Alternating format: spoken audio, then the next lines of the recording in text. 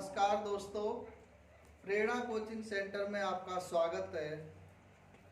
प्रभु श्री राम आपको मंगलमय रखें।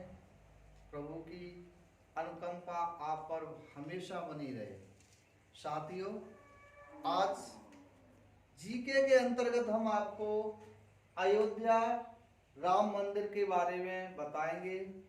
काफी लंबे समय से यह अयोध्या का मंदिर विवादास्पद रहा है, अतः सुप्रीम कोर्ट के द्वारा इसका संतोषजनक फैसला आने के बाद अब यह मंदिर बनना प्रारंभ हो गया है। तो इसी से संबंधित करंट में हम कुछ क्वेश्चन लेकर आपके लिए आए हैं।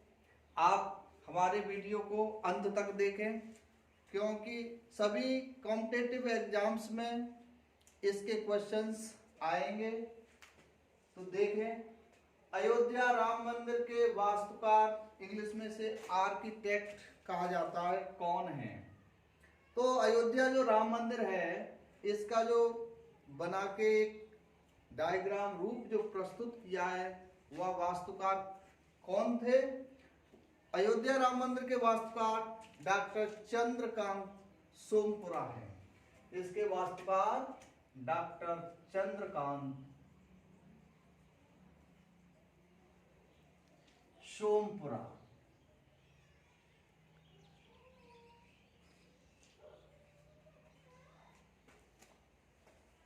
रटने की आवश्यकता नहीं है, आप इस वीडियो को देखेंगे, देखते ही आपको सब याद हो जाएगा। इसी से संबंधित अगला क्वेश्चन है, अयोध्या राम मंदिर ट्रस्ट के अध्यक्ष कौन है? जो अयोध्या राम मंदिर जो बनेगा, इसका जो ट्रस्ट है, उसके अध्यक्ष कौन है? इसके अध्यक्ष परम आदरणीय महंत स्वामी श्री नृत्य गोपाल दास जी हैं। अतः इस ट्रस्ट के अध्यक्ष महंत श्री नृत्य गोपाल दास हैं।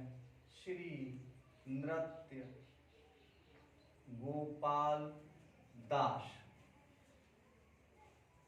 अगर ये किसी एग्जाम में प्रश्न पूछा जाता है कि राम मंदिर ट्रस्ट के वर्तमान अध्यक्ष श्री नृत्य गोपाल दास जी महाराज हैं। इसी में आगे है, राम मंदिर से संबंधित श्री राम जन्मभूमि का शिलान्यास कब किया गया? ये जो श्री राम जन्मभूमि है, इस पर जो मंदिर बनना है, वहां का जो भूमि पूजन है, वो कब किया गया? साथियों, ये अभी हाल ही में हुआ है, बहुत ही latest, very very important question है। ये 5 अगस्त को इसी वर्ष 2020 को किया गया था। अगर इसी से जुड़ा हुआ क्वेश्चन आ जाता है कि राम जन्मभूमि का शिलान्यास किसने किया, तो ये हमारे वर्तमान प्रधानमंत्री जी श्री नरेंद्र मोदी जी द्वारा किया गया है। यहां मैं दिखाता हूं, श्री नरेंद्र मोदी द्वारा किया गया है। दोनों तरह के क्वेश्चन इसमें आपको समझ लेने हैं।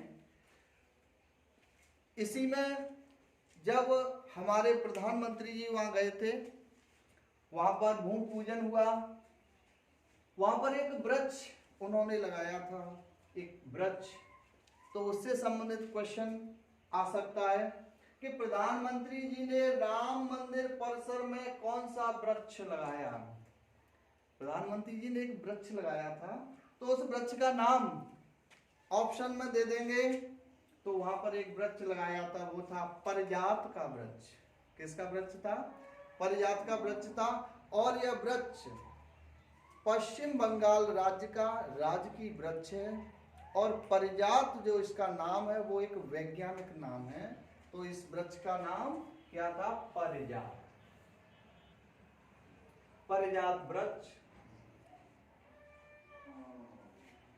इसको समझने द्वारा से कि राम मंदिर परिसर में, वहां के एरिया में जो वृक्ष एक लगाया था हमारे प्रधानमंत्री जी ने, वह पारिजात वृक्ष है। यह पश्चिम बंगाल का राज्य का राजकीय वृक्ष है और यह एक वैज्ञानिक नाम है, पारिजात।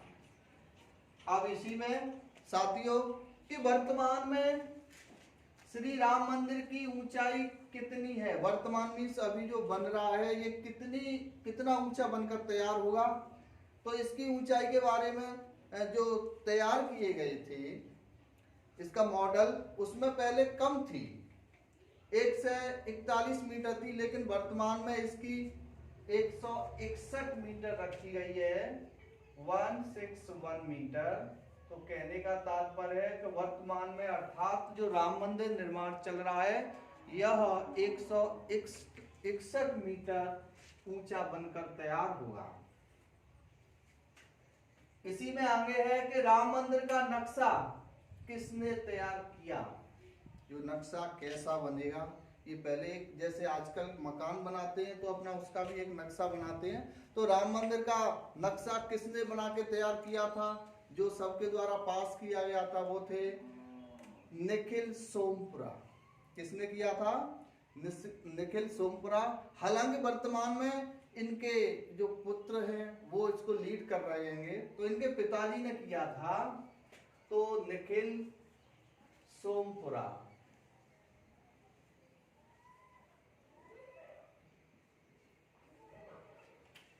और राम मंदिर से संबंधित आगे क्वेश्चन है, राम मंदिर किस शैली में बनेगा। हमारे भारत में मंदिर मोस्टली किसी न किसी शैली में बन के तैयार हुए हैं, तो ये जो राम मंदिर, अयोध्या राम मंदिर बनेगा वो किस शैली में बनेगा। यह एक शैली है जिसका नाम है नागर शैली। नागर शैली, नागर शैली के बारे में मैं आपको थोड़ा सा बताता हूँ। नागर शैली के अंतर्गत क्या होता है कि एक भव्य मंदिर होता है, अर्थात एक गुम्बद काफी ऊंचा होगा और उसके अलावा कुछ और गुम्बद होंगे, तो इसका मतलब एक मेन गुम्बद होता है और अन्य गुम्बद होते हैं। यह अष्टकोणीय, ये जो नागर शैली में ये जो मंदिर बनेगा श्री राम मंदिर, यह अष्टकोणीय एक भव्य मंदिर होगा, अष्टकोणीय मंदिर होगा, भव्य। अब आगे बढ़ते हैं, राम मंदिर का निर्माण कौन सी कंपनी करेगी। जो इसको बना रही है वो उस कंपनी का नाम आ जाता है, कौन सी कंपनी करेगी, तो आपको उस कंपनी का नाम याद रखना है, Larsen and Toubro company. Larsen and Toubro. अगर हिंदी में आता है तो हिंदी में लिख देंगे, और इसका ट्रांसलेट होता है अगर इंग्लिश में तो इसके इंग्लिश वाला मीनिंग कर देंगे। ये कंपनी इसका निर्माण कर रही है। अयोध्या राम मंदिर में कितने मंजिल होंगे, ये जो राम मंदिर है कितने मंजिलों में बन के तैयार होगा, 1 मंजिल, 2 मंजिल, 5 मंजिल, 3 मंजिल, तो ये आपको याद रखना है। अयोध्या जो विशाल राम मंदिर बन रहा है वो 3 मंजिल में बनेगा। अगर आपके इसमें अंकों में आता है तो इस तरह से हम अयोध्या राम मंदिर के लिए मंजिलों की संख्या हम आंसर कर देंगे। और इससे संबंधित साथियों बहुत ही अच्छे क्वेश्चन आपके लिए हम लेके आए हैं, इसलिए इस वीडियो को आप अंत तक देखें, क्योंकि अंत में इसके बहुत ही सार को हम आपको बताएंगे, तो देखना ना भूलें, अंत तक अवश्य देखें। इसी से संबंधित क्वेश्चन है कि भूमि पूजन में, जो भूमि पूजन हुआ है 5 अगस्त 2020 को, भूमि पूजन में कितने लोगों को आमंत्रित किया गया था। आपको याद होगा कि विश्व हमारा कोरोना काल के कारण एक विषम परिस्थिति से गुजर रहा है, इसलिए अधिक लोगों को एकत्रित होने की आज्ञा तो नहीं थी, तो सरकार ने सभी अपने नियमों का पालन करते हुए जो भी गाइडलाइंस थी सरकार ने पालन किया। तो उसमें एक लिमिटेड निश्चित लोगों को ही बुला सकते थे, तो उनका उस भूमि पूजन में शामिल करना बहुत ही महत्वपूर्ण आवश्यक माना। तो कुछ चुनिंदा व्यक्ति, सेलेक्टेड पर्सन्स को बुलाया गया, मेहमानों को वहां बुलाया गया, जिनमें संत और हमारे महान नेता भी शामिल थे। तो इसमें साथियों 175 लोगों को आमंत्रित किया गया था, और जिसमें इस मंदिर के परम पूज्य संत, आदरणीय संत, जिनमें 135 संख्या थी, 175 में 135 संत थे, इन्हें आमंत्रित किया गया था, बुलाया गया था भूमि पूजन में, आइए आप रामलला के इसमें शामिल होइए। साथियों इस वीडियो को अंत तक अवश्य देखते रहें, आपको इस वीडियो को देखने से ही ये याद हो जाएगा, रटने की आवश्यकता नहीं है। राम मंदिर की पूजा में कितने वेद ब्राह्मण बैठे थे? जो वेद पाठ करते हैं वो वेद ब्राह्मणों की संख्या कितनी थी? अगर ये क्वेश्चन कहीं आपको कोई पूछता है या कहीं आ जाता है तो हमें पता होना चाहिए। इसमें 21 वेद ब्राह्मण थे। 21 वेद ब्राह्मण शामिल हुए थे भूमि पूजन में। अब जब भूमि पूजन होता है, हम आप सभी अपने घर पर कोई कार्यक्रम करते हैं तो उसमें एक प्रसाद को वितरित करते हैं। तो वही है रामलला के मंदिर में, राम मंदिर की पूजा में कौन सा प्रसाद मिला था? वहां जो प्रसाद बांटा गया था, तो आपको ये याद रखना है कौन सा प्रसाद मिला था। एक लड्डू प्रसाद में दिया गए थे। एक लड्डू था जिसका नाम था रघुपति लड्डू। उस प्रसाद का नाम क्या था जी? रघुपति लड्डू। लड्डू सभी खाए होंगे आप सभी ने, मिठाई के किसी न किसी के। ये रघुपति लड्डू प्रसाद में वितरित किए गए थे। इसके बाद वहां पर हमारे प्रधानमंत्री जी थे, उन्होंने इसकी भूमि पूजन करके नींव जो रखी थी भूमि पूजन में, तो उस नींव में एक ईंट रखी गई थी। तो वो ईंट से संबंधित अगर क्वेश्चन आ जाता है कि राम मंदिर की आधारशिला में किस धातु की ईंट रखी गई थी, तो राम मंदिर की आधारशिला में चांदी की ईंट को रखा गया था और वहां से उसका निर्माण शुरू हुआ था। चांदी की ईंट थी, चांदी।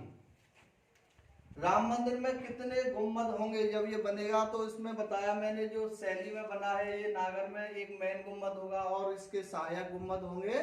तो राम मंदिर जो बनेगा साथियों, इसमें 5 गुम्बद, एक मेन होगा और 4 इसके सहायक गुम्बद, 4 छोटे गुम्बद होंगे, एक मेन ऊंचा गुम्बद होगा। जो इसी से आगे आप वीडियो में हम आपको बताएंगे कि अयोध्या राम मंदिर विवाद फैसला सुप्रीम कोर्ट ने कब सुनाया। देखिए कहीं कोई समस्या बड़ी हो जाती है तो उसका जो निर्णय है हमारे भारत में हाई कोर्ट, अगर हाई कोर्ट से नहीं होता है तो फिर सुप्रीम कोर्ट से मिलता है हमें और वो सर्वमान्य होता है। तो अयोध्या का भी ये फैसला वहां काफी समय से चल रहा था विवाद का, तो वहां से आना था। तो अयोध्या राम मंदिर विवाद फैसला सुप्रीम कोर्ट ने कब सुनाया? तो ये 9 नवंबर 2019 को सुनाया था। 9 नवंबर 2019 को सुना दिया गया था कि किस तरह से ये मस्जिद और मंदिर का एक शांतिपूर्वक ये बनाएं और आपस में संतुष्ट हो जाएं, और ये सर्वमान्य फैसला था, सभी ने स्वीकार किया। आगे है इसी साथियों, इसी राम मंदिर के संदर्भ में और आगे हम आपको बताते हैं कि अयोध्या फैसला कितने जजों की बेंच ने सुनाया। ये जो अयोध्या विवाद चला था सुप्रीम कोर्ट से, ये जो फैसला आया था, कितने जज इसमें शामिल थे जिन्होंने यह फैसला हमें सुनाया था? ये 5 जजों की एक बेंच थी, उन्होंने ये फैसला हमें सुनाया था। तो अतः अगर इस तरह का क्वेश्चन किसी एग्जाम में आ जाता है तो हमें उसका उत्तर देना है 5 जजों की बेंच ने।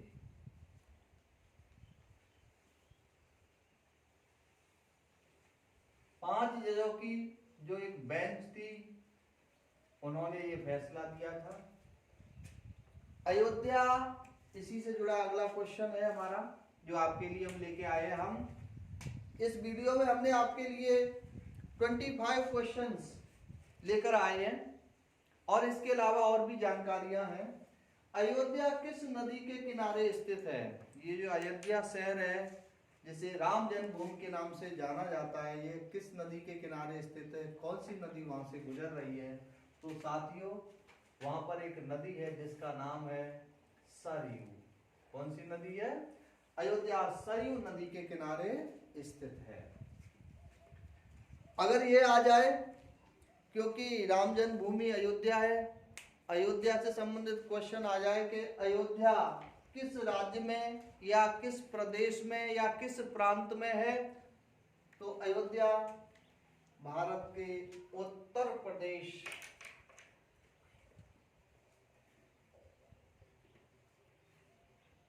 में स्थित है। अयोध्या राम मंदिर बनने में लगभग कितना खर्चा आएगा, ये अंदाज लगाया जा रहा है कि अनुमानित खर्चा कितना आ सकता है। थोड़ा अप या डाउन भी हो सकता है, अधिक भी हो सकता है, कम भी हो सकता है, एक अनुमान लगाया गया है। इसके लिए अयोध्या राम मंदिर बनने में खर्चे की जो अंदाज जताया गया है वो लगभग 300 करोड़ रुपए का आ सकता है।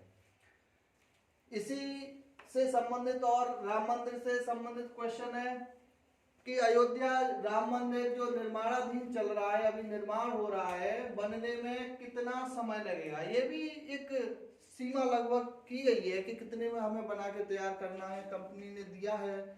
तो अयोध्या राम मंदिर बनने में आशा की जा रही है कि लगभग 3.5 अर्थात 3 से 4 के साल, लगभग 3.5 का अंदाजा लगाया जा रहा है। 3.5 वर्ष लग सकते हैं, थोड़ा इधर उधर हो सकता है, तो वो लगभग में आप उसको करेंगे।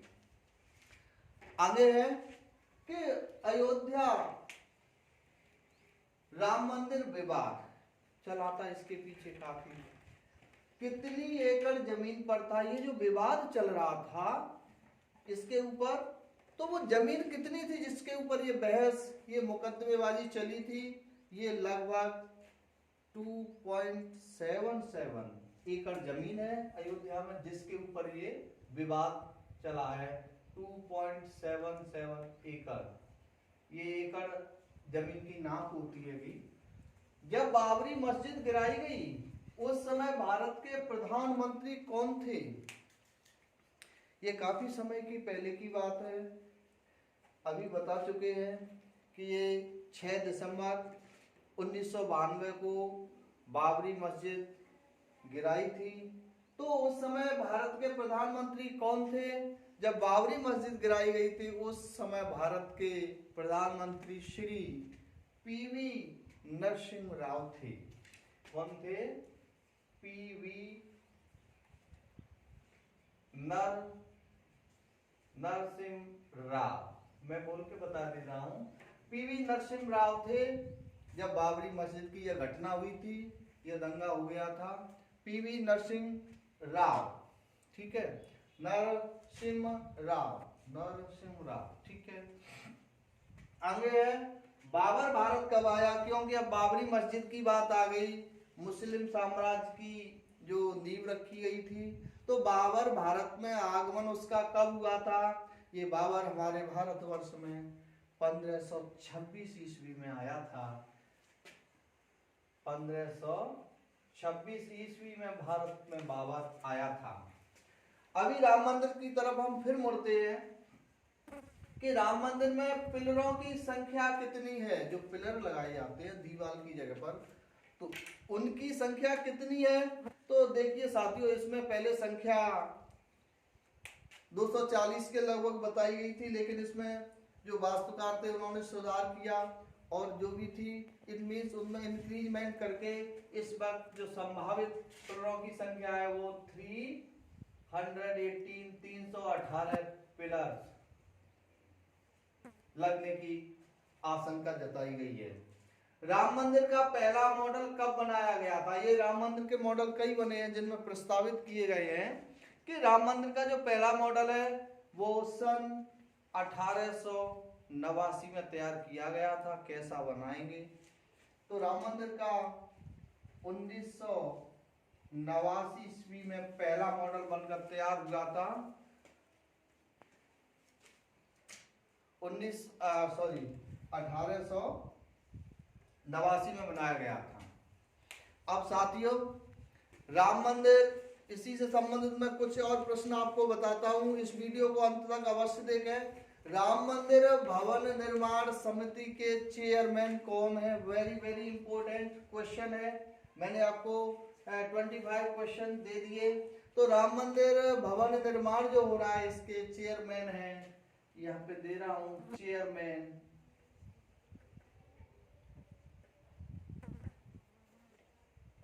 हाँ, इस समिति के जो चेयरमैन है नृपेंद्र मिश्रा जी हैं, नृपेंद्र, श्री नृपेंद्र मिश्रा, वो इसके चेयरमैन है। साथियों, भारत वर्ष में अयोध्या राम मंदिर का निर्माण बड़े ही उत्साह के साथ हो रहा है, और हमारे जो साथी हैं मुस्लिम भाई बंधु, वो भी मायूस ना हो कि ये संतोषजनक जो झगड़ा था अब एक शांतिपूर्ण तरह से हल हो गया है। तो ये राम मंदिर का निर्माण है, और उन भाइयों के लिए भी जमीन दे दी गई है, उसका भी निर्माण हो जाएगा। तो राम मंदिर से संबंधित ये कुछ क्वेश्चंस मैंने आपको दिए थे। ये क्वेश्चंस आगामी परीक्षाओं के लिए बहुत ही अच्छे क्वेश्चंस हैं। इनमें से परीक्षा में 1 या 2 नंबर का अवश्य आना है। अतः आप सभी से मैं ये आशा करता हूं कि सभी की समझ में अच्छी प्रकार से आ गए होंगे। आपको रटना नहीं है, इनको समझना है। अगर कोई प्रॉब्लम होती है तो वीडियो को रिवाइज करके पॉज करके उसे वापस समझ लें, लिख लें। जो भाई बंधु लिखना चाहते हैं लिख सकते हैं। और बच्चों के लिए ये बहुत ही महत्वपूर्ण है, ये लेटेस्ट जानकारी अपडेट वाली है, वो हमें रखनी है। राम मंदिर की कहानी तो हम हर रोज सुना करते हैं कि ये दिवाली क्यों मनाई जाती है और प्रतिवर्ष मनाते हैं। तो भारत में विभिन्न धर्मों को मनाने का अपन स्वतंत्र अधिकार है, सभी अपने अपने बड़े आदर के साथ मनाते हैं। अतः मैं आपसे आशा करता हूं कि प्रभु श्री राम माता जानकी आप पर असीम कृपा रखें, हम सब पर हमेशा प्रभु का आशीर्वाद रहे, और विश्व, हमारा देश, हमारा प्रदेश सभी इन प्रभु की कृपा से सुख शांति पूर्वक रहे, विश्व का कल्याण हो। अगर आपको हमारा ये वीडियो अच्छा लगे तो हमारे वीडियो को लाइक और शेयर अवश्य करें। जिन साथियों ने अभी तक सब्सक्राइब नहीं किया है वो हमारे चैनल को सब्सक्राइब अवश्य करें, जिससे कि हमारी जो नवीनतम वीडियो आप तक तुरंत पहुंच सके। इसी के साथ जय हिंद, जय भारत।